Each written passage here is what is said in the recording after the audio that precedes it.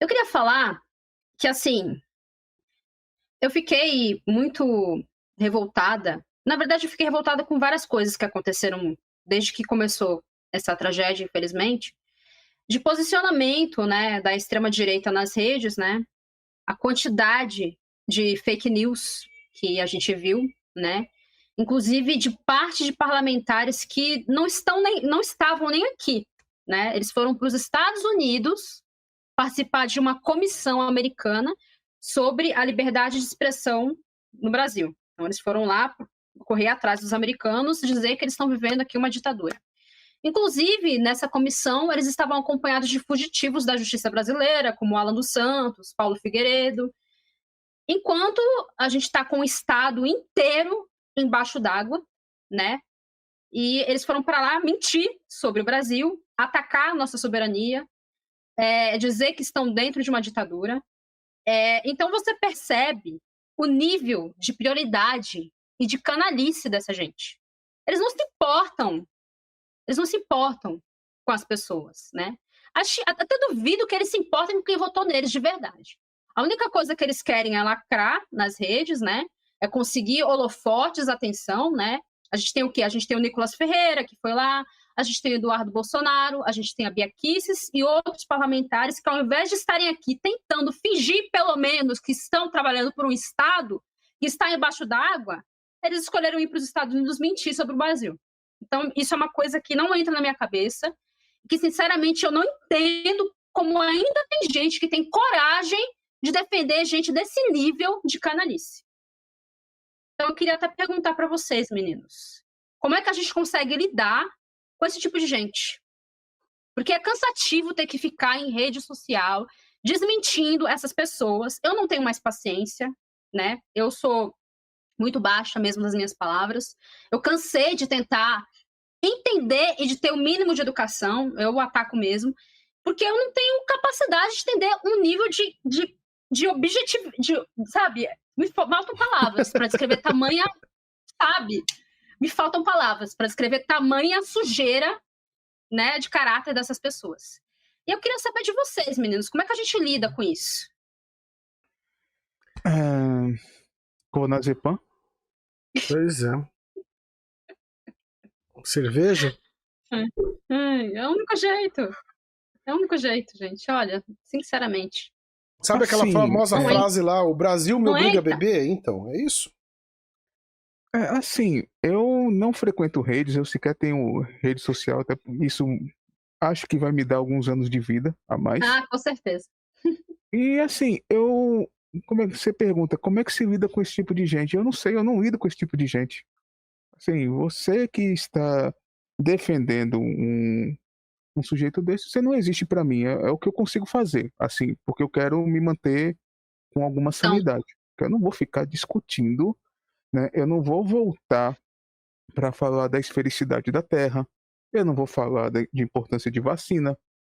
Assim, já até tentaram fazer isso comigo. Não, eu não. Eu tenho um pouco mais a fazer e eu acho que é uma questão de até de respeito próprio. Não vou lidar com isso. Agora eu sei, infelizmente essas pessoas votam. O que eu posso fazer é conversar com indecisos, com pessoas decididas. Acabou o diálogo faz tempo. Diálogo político, eu vi assim, eu votei no Aécio. Tá, você votou no Aécio. Eu conseguia discutir com esse tipo de gente. Que ali parece uma proposta política, mas não deixou de ser política. Passou a ser uma coisa de que leva em consideração direitos humanos, humanidade e tal, porque o mínimo de desde, civilidade. desde aquela situação de que a gente passou pelo que passou, pela pandemia, diante de todas as atrocidades. Eu vou votar nesse cara de novo. E aí eu vi que quase 50%, ok, por várias razões, por ódio ao PT, por questão de dele ter aberto a caixa ali para um monte de empréstimo e tal, começou a comprar voto praticamente, mas 50% parece que não aprenderam nada. Não Não, aprenderam nada. e se você olhar, ainda é 50%, sabe? Ainda você tem, tipo, uma galera que prefere votar nessa desgraça, votar nesse tipo de gente, do que votar em alguém de esquerda. O ódio à esquerda, esse que é o ponto.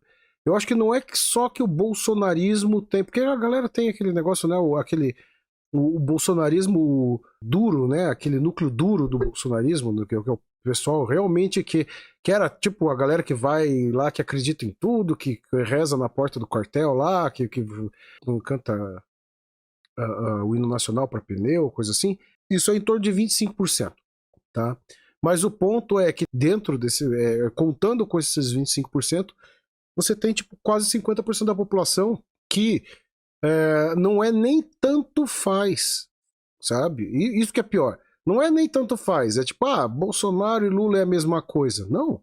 Você tem 50% da população, desses 50%, né? Metade ali, 25%, esse núcleo duro, mas você tem outros 25% que completam esses 50% ali, que os caras, eles preferem o ódio à esquerda, ou qualquer tipo de esquerda, qualquer tipo de coisa que se convencione como esquerda, ou que se diga de esquerda. Pode ser Ciro Gomes, pode ser aqui, como que nem aqui no Paraná, lá, o Roberto Requião, porque a galera tipo, acha que isso é esquerda, sabe? O ódio é tão grande que a galera prefere votar numa desgraça como Bolsonaro, Eduardo Leite, Ratinho Júnior, Jorginho Melo em Santa Catarina. Jorginho Melo, meu amigo. Sabe? Eles preferem votar nisso aí do que votar em algum candidato, alguma coisa que seja de longe ligado com alguma coisa esquerda. Entende? É tanta desinformação. Na verdade, assim, não só a desinformação, mas é um método que foi por tantos anos, sabe? Tantos anos batendo na cabeça da galera e falando, não, esquerda não presta, esquerda não presta, esquerda não presta. Eu escuto esquerda não presta desde que eu era criança dos anos 80. Sabe? Que esquerda é tudo vagabundo, que não sei o quê. E isso é uma coisa que foi uma propaganda que foi feita durante anos, décadas, e para convencer todo mundo, a ponto que a galera chegou num ponto que a galera prefere votar num estúpido, burro pra caralho, completamente incompetente, que nem o Bolsonaro, do que votar em qualquer pessoa meramente qualificada só porque ela, tipo, de longe pareça com alguma coisa de esquerda. Sabe? Que era o próprio caso do Haddad. Por mais que ele estivesse no PT, ele não é o cara tão de esquerda. Ele não é ele não é nem de longe um cara muito de esquerda mesmo dentro do PT. Dentro do PT mesmo, muita gente critica o Haddad porque o Haddad parece ser um cara muito mais neoliberal do que um esquerdista mesmo. Olha, lá dentro do PT, eles chamam o Haddad de o mais tucano dos petistas. Então, sabe? Secretário-geral do Alckmin. Não, o Alckmin não tá no PT, ele é vice do coisa, mas o Alckmin não é do PT. Ele é do PSB. Do PSB, Não, por ele estar na mesma chapa que o Lula e ser vice agora, esse tipo de coisa. Sim, mas, sabe? Então, assim, eu não vejo a pergunta da Lula lá, o que a gente faz? Eu não vejo eu não vislumbro nenhuma chance da gente sair disso tão cedo.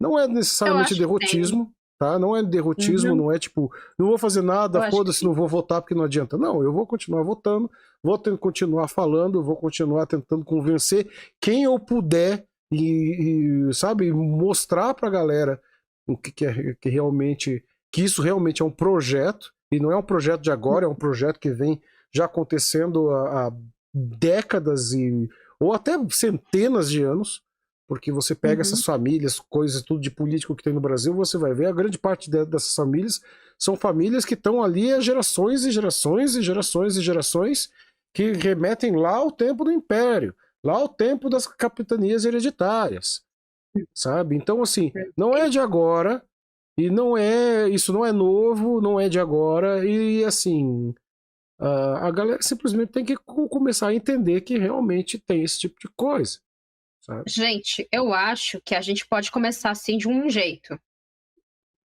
Sabe qual? Criminalizando fake news no Brasil. Não, isso é uma coisa. PL 2630 é um negócio que a gente precisa resolver meio que logo, sabe? Com certeza. Só que o debate disso é terrível. Como é que a gente debate esse tipo de coisa se o Google vai lá e mete na página principal. Diz que o cara foi mandado embora, sei lá eu, mas assim, que foi o diretor do Google aqui do Brasil que resolveu colocar na página do Brasil uma nota dizendo que a PL 2630 era censura. No próprio Google. Exatamente. Sabe? Você vai aí que tá, você vai competir com esse tipo de coisa de que jeito? Entende? A própria opinião pública hoje ela é tão desfavorável à porcaria do projeto, de tanto que a mídia inteira fala e não sei o que desse troço de uma forma, demoniza esse negócio de uma forma, e em vez de esclarecer as pessoas, ela confunde ainda mais as pessoas com relação a esse projeto. Você vai fazer o quê? Entende? Isso é uma reação meio esperada, né? Porque você imagina, você tem um projeto que vai responsabilizar quem propaga notícias falsas. O que jornalistas vão dizer, né? Jornalistas vão querer se proteger, até porque eles podem mentir, eles podem propagar algo que, sei lá, não vai revelar a fonte, ok, você tem o direito ali de não revelar a fonte. Mas você vai enviesar a matéria da forma que o seu editorial ali manda. Então, assim, é perpetuar a questão da não transparência das informações. Então, se você responsabiliza se você coloca em risco ali, colocar alguma sanção para os caras, obviamente que os caras não vão concordar com isso. Isso é censura e tal. Estão falando ali, regular a mídia. Como assim regular a mídia? A mídia é livre, né? Não é livre. Pelo menos não deveria ser livre. Porque a mídia tem um papel de, digamos, servir a população, né? E não servir a interesses próprios. De fulano que é da família tal, que tem tantas empresas e tal. E a gente sabe como é que funciona a mídia. Hoje a mídia ela tá ali na mão de umas 7, 8 famílias no país todo. E o que não está na mão dessas famílias está na mão das igrejas protestantes. Então a mídia tradicional, não contem com ela. Não, A diferença tem que ser feita aqui mesmo. Nosso futuro é o quê? O evangelistão, então, na opinião de vocês? Sim. Sim. Que droga. Tá se aproximando Já disso. assistiu o Conto de Aia? Já? Eu comparo muito isso na minha cabeça. Então, eu tenho certeza que um dia o Brasil vai virar uma Gilead. Infelizmente. A tendência é essa, né? A forma como cresce aí diz que já ano que vem, ou 2026, ou alguma coisa assim, tipo, parece que já a religião protestante vai ultrapassar a católica no Brasil já, ou ainda esse ano. Eu sei que tipo, já tá passando, sabe?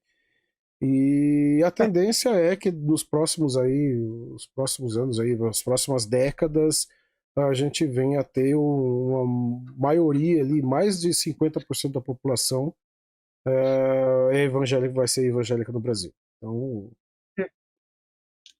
as projeções não são nada boas, nada favoráveis. Sabe? Então, eu não queria terminar uma live assim, mas eu vou dar um conselho para as pessoas. Por favor, se você ainda não fez isso, continue sem fazer. Não tenha filhos. A coisa não vai ser boa, não. Imagina você... Imagina o risco que você tem, que vem um herdeiro seu virar um bolsominion, virar um armamentista, virar um...